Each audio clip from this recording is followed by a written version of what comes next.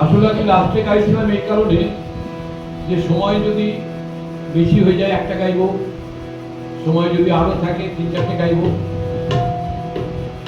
আমি গাইতে গাইতে কটা গাইবো আমি জানি না, আমি জানি না কটা গাইবো। আমি এখন গাইতে ইচ্ছে করতে আমি গিয়ে যাবো, তারপর কেউ যদি চান্স না পাও আমার কিছু করার নেই।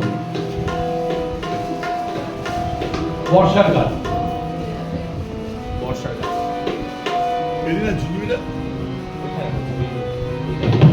যাওয়াটা মুশকিল হয়ে যাবে।